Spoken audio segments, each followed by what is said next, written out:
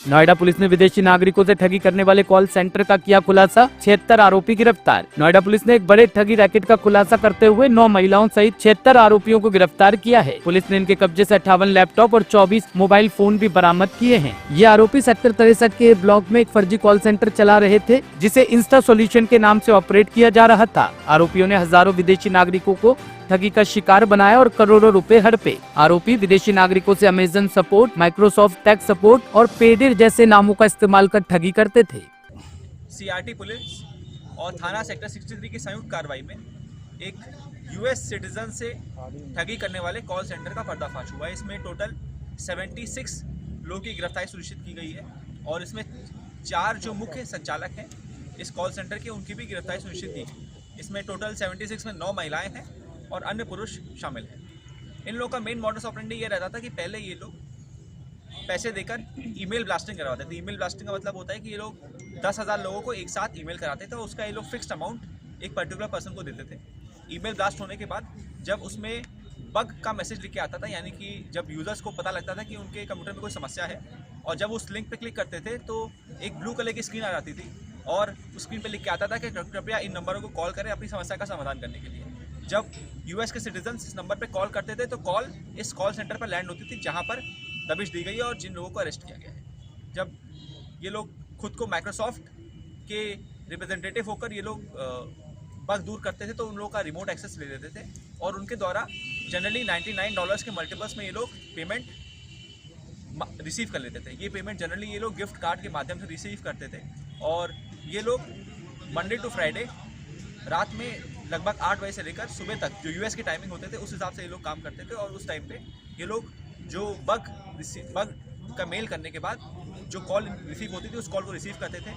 इन सब लोगों की सैलरी लगभग 15 से लेकर 25 से 30 हज़ार के बीच थी और उसके अलावा ये लोग जिस पर्सन के साथ फ्रॉड कमिट कर लेते थे ये लोग उनके साथ उसका इनको इंसेंटिव भी मिलता था। इसके अलावा इन लोगों के पास से कुछ यूएस बैंक्स की फर्जी अकाउंट्स की चेक भी बरामद हुई है और ये लोग कई बार चेक यूज़र्स को दिखाकर, विक्टिम्स को दिखाकर उनसे पैसे इन कैश भी करा लेते थे। इनके पास से और भी कुछ यूएस के सिटीजन्स के डॉक्यूमेंट भी बरामद हुए हैं जो फोर्ज्ड हैं और हम लोग उसकी भी आगे जानकारी कर रहे हैं। इस मामले में हम लोग यूएस एम्बेसी को भी सूचना देंगे और वो भी अपने स्तर से इसमें कार्रवाई करेंगे। सर, डेटा प्राइवेसी एक बड़ा फैक्टर है, उसमें डेटा कहाँ से मिलता था या क्या वैसे लोग भी कुछ चिन्हित किए उनको भी पकड़े? इन लोगों ने एक यूएस सिटीजन का नाम लिया जिनसे ये लोग जो डार्क वेब से डेटा कलेक्ट करता था और जिसको ये लोग बिटकॉइन में पेमेंट करते थे और बिटकॉइन के बाद वो ईमेल ब्लास्टिंग करवाता था। तो हम लोग ने उस पर्सन को भी अपनी केस डायरी का पार्ट रखा हुआ है। अब तक कितने ठगी कर चुके हो?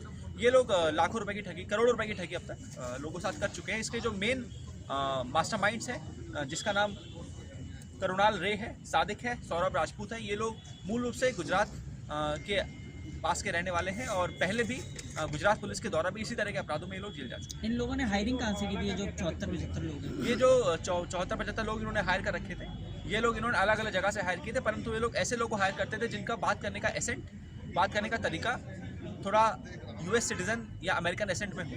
तो कितने लोगों को ठग चुके होंगे लगभग? ये लोग अब तक सैकड़ों हजारों लोग को ठग चुके। सर, कब से चल रहा कॉल सेंटर? ये यहाँ पे करीब 1-1.5 महीने से चल रहा था। इसमें कोई आरोपी ऐसा भी है जो विदेश में पढ़ाई करके आया है? इसमें ये लोग जो पेमेंट्स देते थे वो कैश कार्ड्स के माध्यम से लेते थे और कैश कार्ड्स अपने इन कैश कराने के लिए ये लोग हवाला एजेंट्स के माध्यम से जो यूएस डॉलर में लोग कैश कार्ड्स को इन कैश कराते थे और उसके बाद हवाला के माध्यम से लोग इंडियन रुपी में पेमेंट लेते थे। तो ये हवाला वाले एंगल पे आप लोग जांच कर रहे हैं? बिल्कुल, हवाला में भी हम लोगों के पास इनके कई लोगों के कम कॉन्टैक्ट और फोन नंबर्स मिले हैं जिसके पे हम लोग आगे काम। इनमें से कोई आरोपी ऐसा भी है जिसने विदेश में पढ़ाई की हो? हाँ, इसमें भी ऐसे भी हम लोग को पूछताछ में एक ऐसा तथ्य भी आया जिस पर आगे जाँच चल रही है। चाइना का भी कोई कनेक्शन है?